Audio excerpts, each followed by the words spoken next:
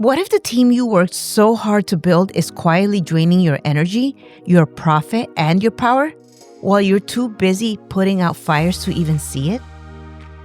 If you've ever felt like you're paying a full team but still carrying the business on your back, this episode is for you.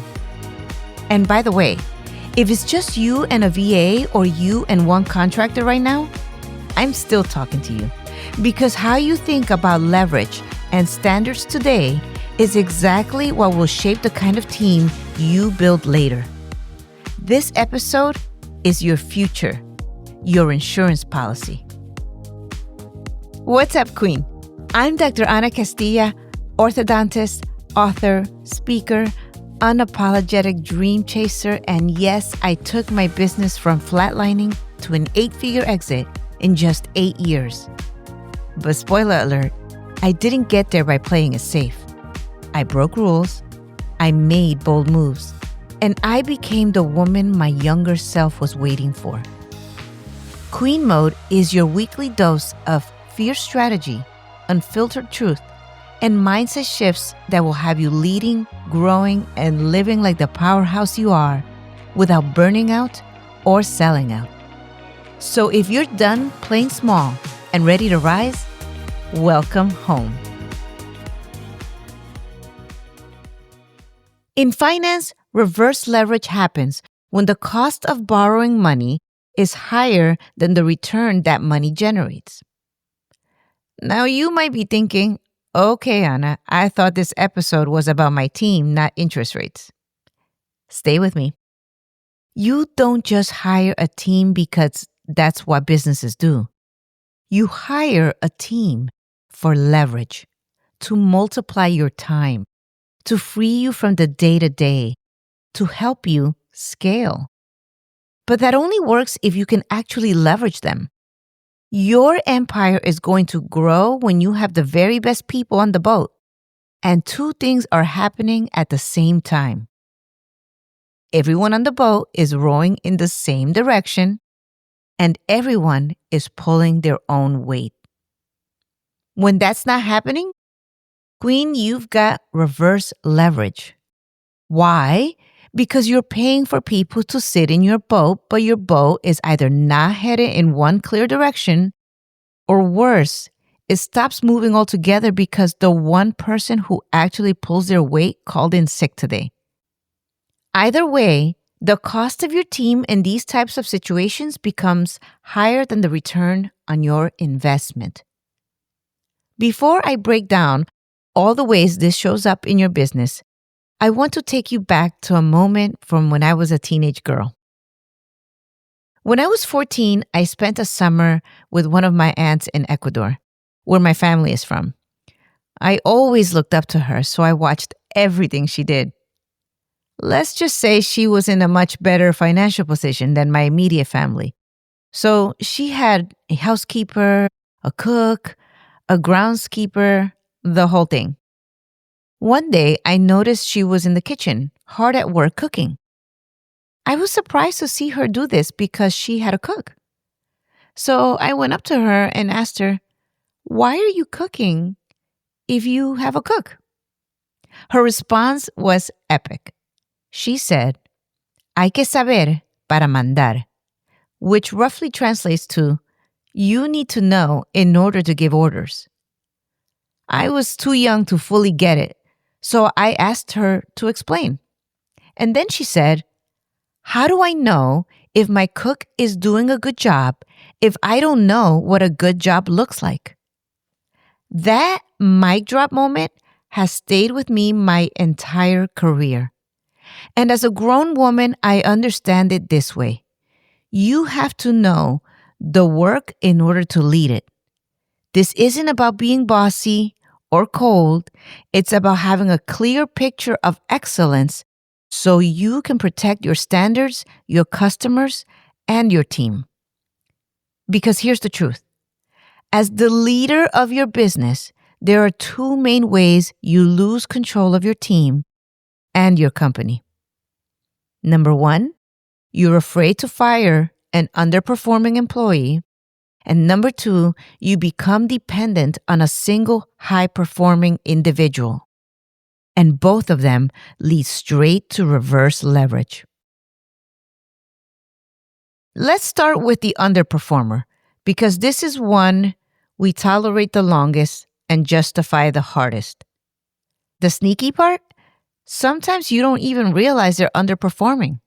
Why? A few reasons. I'm going to break it down. Reason number one, you have no clear expectations or metrics. If job success isn't clearly defined, you can't accurately measure an employee's output. You're going off of vibes instead of data.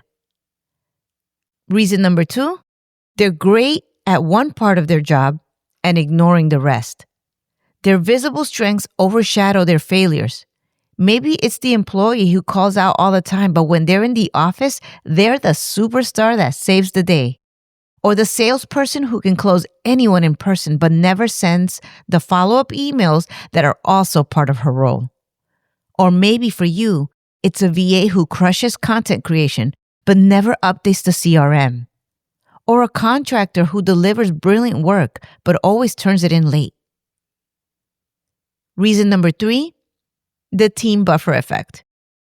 Other competent team members quietly pick up the slack.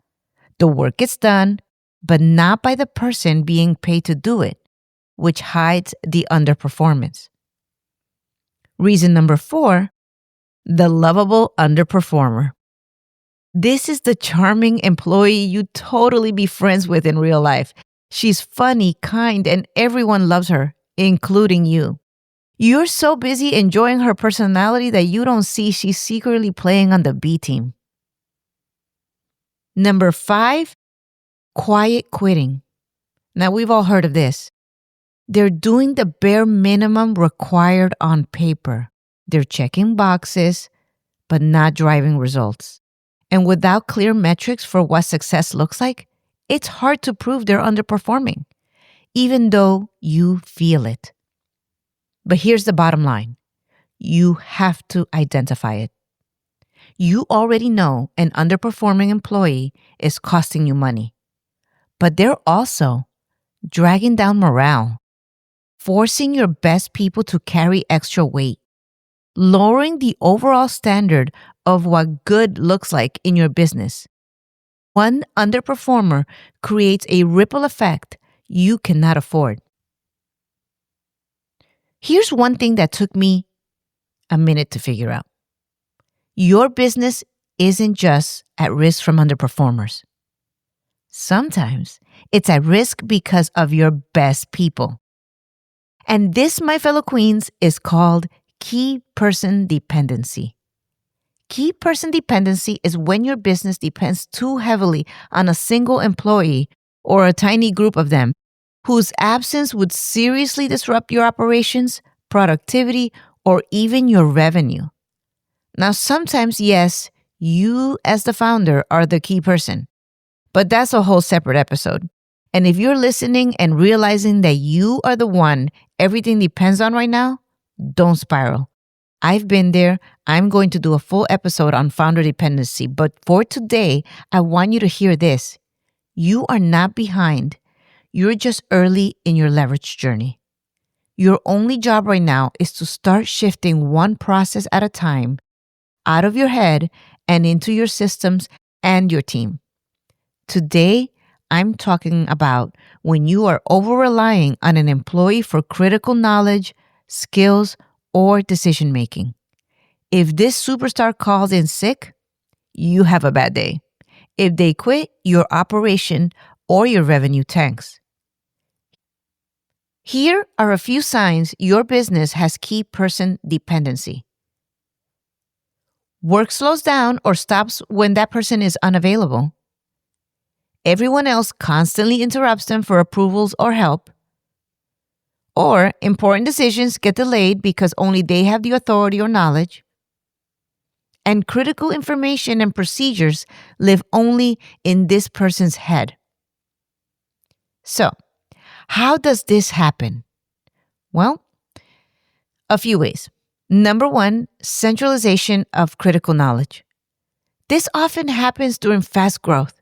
When your business is small, a few people, usually you and your OG team, know everything. Then as you grow, you hire fast to keep up with demand. You don't have time to properly train or document, so the original crew becomes the keeper of all the how we do things around here. The new people are just trying to survive. Number 2, unique or special skills. Sometimes an employee truly has niche skills you don't have. But other times, you just perceive yourself as not having them and hand over your power. I see this all the time with sales. So many entrepreneurs tell themselves, I'm not good at sales, and then become completely dependent on the one amazing salesperson. But side note, you can learn to sell, or at least learn to teach someone else how to do it. Simply start by being in love with your customer instead of your product. Number 3, overly complex systems. If your systems are overly complex, it becomes very hard to cross-train. The more complexity there is, the fewer people will feel confident stepping into that role temporarily. That creates a situation where one person becomes the default hero and a single point of failure. So how do you take back control so everyone is rowing in the same direction and carrying their own weight? Let's break it down. Step 1, own your part as the leader. If you have underperforming employees, the first place I want you to look is in the mirror. Did you fail to train them properly? Have you clearly communicated expectations and what success looks like? If the answer is no, that's actually good news. It means this might be an easy fix. You should never hire someone without a written job description that they sign and agree to. Ask me how I know. Every time I skipped this step, it blew up in my face. That job description needs to lay out the actual responsibilities of the role and include clear KPIs or metrics that define success. Otherwise, they can quietly underperform, check off their daily tasks, and still not move the needle. Going through a checklist is not the same as performing. Step 2, tell the truth about performance. If you've given them training, the tools, and the clarity, the next step is honest feedback. You'd be surprised how often this alone wakes someone up. Some people genuinely believe they're doing a great job because no one has told them otherwise. So eliminate the fog. Let them know where they're falling short. Be specific. Don't beat them up. Coach them. If you need words, here's a line you can borrow. I want you to win here, and right now you're not meeting the standard. But I know you can get there. Let's get really clear on what success looks like over the next 30 days, and then we'll check back in together. Pretty simple, right? Step number 3, be willing to let them go. If you've trained, coached, clarified expectations, and still see no meaningful improvement, or they're not taking your feedback seriously, or they're bringing a negative attitude that poisons your culture, it may be time to let them go. And I want to be clear. I am never telling you to fire quickly just to avoid discomfort. I am pro-growth and pro-human. You lead clearly, you coach generously, and then you make the hard call when someone repeatedly chooses not to rise with you. Is it hard? Absolutely. Seriously, it's the worst. And I get it. You don't like confrontation, you feel guilty, you're hoping they'll suddenly improve. You've invested so much time into training them, and you don't want to be the bad guy. I have had all those feelings. But here's the truth. You cannot keep a team member who can't or refuses to perform. And yes, I know someone's thinking, Ana, it's hard enough to hire right now. I can't just let people go. I hear you. This isn't about blowing up your team overnight. You can plan a transition, cross-train before you make a move, and even start quietly building a hiring pipeline so you're not making decisions from panic. It's about refusing to let fear of short-term discomfort trap you into long-term dysfunction. But know this, underperformers create a negative atmosphere. They burn out your top performers who are constantly picking up the slack. They signal to the entire team that mediocrity is acceptable. It's also just plain unfair to your high achievers. Your best people are often the first to leave when they feel they're not surrounded by other high performers. Firing underperformers is not about being mean. It's about protecting your culture, your standards, and your future. And let's talk about your brand. Underperformance leads to mistakes, missed deadlines, and poor customer service. That doesn't just hurt your ego, it hurts your reputation. Finally, there's the bottom line. An underperformer prevents your business from operating at full capacity. That means lower revenue and slower growth. Your business cannot afford that, especially now when you're building something big. Step number 4, fix key person dependency with operations. If your main issue is key person dependency, it's time to look at your operations. First rule, codify, codify, codify. You need a playbook, an SOP for everything, and you need to update it as soon as your processes change. Key processes and procedures cannot live in one person's head. That is not strategy, that is risk. Next, cross-train your team. Make sure essential skills and knowledge are shared. And pair training with job rotations whenever you can. You will never be able to prepare for everything, but you can absolutely prepare for the temporary or permanent loss of a key team member. So I want to tell you a story. I follow a lot of orthodontic groups on Facebook. A couple of years ago, an orthodontist posted that his treatment coordinator, which is the salesperson in an ortho office, called in sick. In his post, he stated that he had to reschedule an entire day of new patient consultations. He was frustrated and clearly annoyed that his treatment coordinator called out. And I remember thinking, where on earth was your office manager? Where was your financial coordinator? Are you telling me that you inconvenienced all those new patients and rescheduled them because no one else in your office knows how to present fees? That is key person dependency in action. Finally, consider outsourcing certain tasks to third-party experts with specialized knowledge. This can reduce internal dependency and free your core team to focus on what truly moves the needle. And now I want to leave you with a little bonus. Here is my QueenMode 5-minute team audit. If you want a simple way to apply this episode, here are a few questions you can sit with this week. You can journal on them or literally walk through them while you're looking at your org chart, your calendar, or your project management board. Number 1, who on my team would I enthusiastically rehire today? Number 2, who am I quietly avoiding a hard conversation with? Number 3, where is one person the single point of failure? If they disappeared for 30 days, what would break? Number 4, which role does not have clear, measurable success metrics? And number 5, what's one process I touch every day that I could document or delegate this week?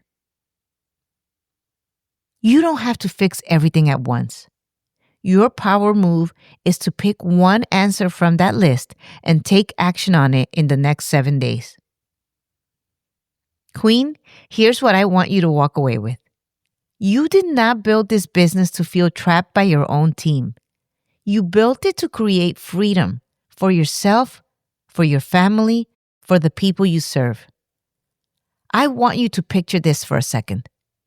You walk into your business knowing that if one person calls out, the day still runs. Your team knows what winning looks like. You're not secretly terrified of anyone quitting because your systems, not just your superstars, run the show. That's what healthy leverage feels like. Reverse leverage, underperformers, and key person dependency are not signs that you're a bad leader. They're simply signals. They're showing you exactly where your systems, your standards, and your courage need to level up. You are allowed to expect excellence. You are allowed to protect your culture. You are allowed to say, this isn't working, and change it. So this week, I want you to audit your team with clear eyes. Identify where you're over-tolerating and where you're over-depending. Choose one action, one conversation, one boundary, one system upgrade that moves you back into power. Because when your team is aligned, accountable, and cross-trained, you stop rowing alone and you start captaining the ship. And that's what QueenMode is all about. You are not just the hardest working person in your business. You are the leader of it. So fix the leverage, protect your standards, and remember, every decision you make about your team is a vote for the future version of you, the one who is free. Now go make a move your future self will thank you for. Thanks for tuning in, Queen.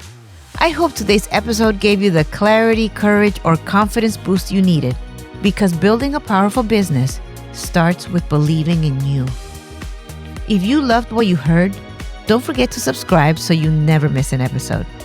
And if this podcast moved you, inspired you, or made you think, share it with another powerhouse woman who needs to hear it. Your reviews and shares help more queens rise. And if you want more tools, resources, or just want to connect, head to drannacastilla.com or find me on Instagram at QueenMode Podcast. Keep showing up, keep leading boldly, and remember, you were born to reign.